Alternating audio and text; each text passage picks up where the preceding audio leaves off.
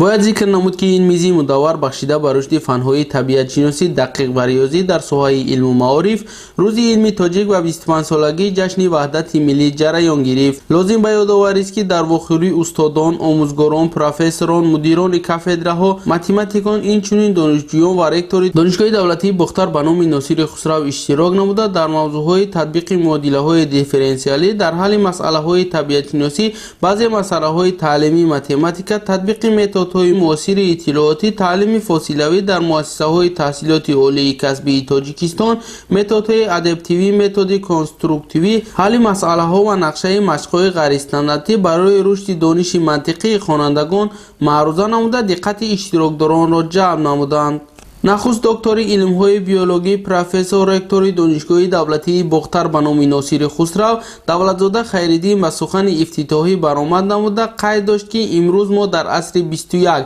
یعنی عصر علم و تکنیک عمر به سر میبریم و جامعه امروزه را به استفاده تکنولوژی معاصر تصور کردن غیر امکان است. خصوصا جوانان و نورسان را میباید از این همه امکانیت و شرایط آموزش علم‌های زمان ثمراناک استفاده برده دانش و ملکه خود را قل دهند. جایز به ذکر است که به این خاطر از جانب رهبریت عالی کشور به خاطر باز هم بهتر به راه ماندن آموزش علم‌های طبیعت شناسی دقیق و ریاضی، اینچنین جهت توسعه تفکر تکنیکی نسل نورس سالهای 2020-2040 را 20 ساله آموزش فن‌های دقیق طبیعت شناسی و ریاضی اعلام نمودند. در همین زمینه آزمون جمهوری علم فروغ معرفت را راه اندازی نمودند که هدف اساسی جریان آزمون مذکور پیش از همه کشف و پیدا نمودن استعدادهای جدید، بیشتر با آموختن علم‌های ریاضی و دقیق و طبیعی جلب نمودن نورسان و جوانان، عالمان و محققان و آموزگاران به حساب می رود. از جانب دیگر آزمون مذکور یکی از مهمترین رکن‌های تبلیغ 20 ساله آموزش علم‌های دقیق طبیعت شناسی و ریاضی می باشد.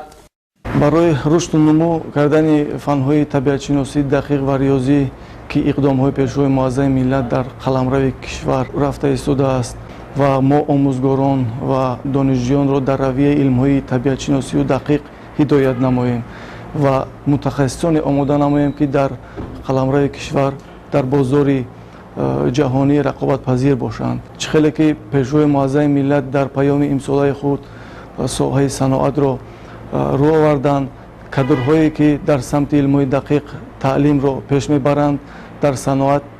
خیلی ضرورند و با آموزگاران و کارمندان علمی دانشگاه کوشش به خرج باید نمایند که برای تیار کردن چنین کادرهای رویه علم‌های دقیق تشبثکار باشند و برای پیشبرد ساحه علم کشور، ساحه صنعت کشور نظررس باشند. همزمان در جمع آمد دیگر برآمد کنندگان معروضه نموده ابراز داشتند که واقعا تکیه نمودن به نیروی ذهنی، افاده به بحث احترام و ارزش‌گذاری حکومت جمهوری تاجیکستان به تاریخ و تمدن و علم و فرهنگ مملکت می باشد. همزمان گفته شد که سهم دانشگاه دولتی بختر به نام ناصر خسرو در رشد و تکامل ساحه علم و معارف، تربیت کادرهای بلند اختصاص کشور مؤثر بوده، دست پروری آن در رشد و نموی اقتصادی، اجتماعی و علم و فرهنگ جمهوری سهم ارزنده می‌گذارند. در جریان چهاربینی رکتور دانشگاه با استادان و متمتیکان و پروفسوران دستور داد که از متدهای نوی درسی استفاده برده سویه دانش دانشجویان را بلند بردارند و خصوصا علم‌های زمان معاصر را از بر کرده در آزمون‌های سطح بین‌المللی و جمهوری اشتراک نمایند.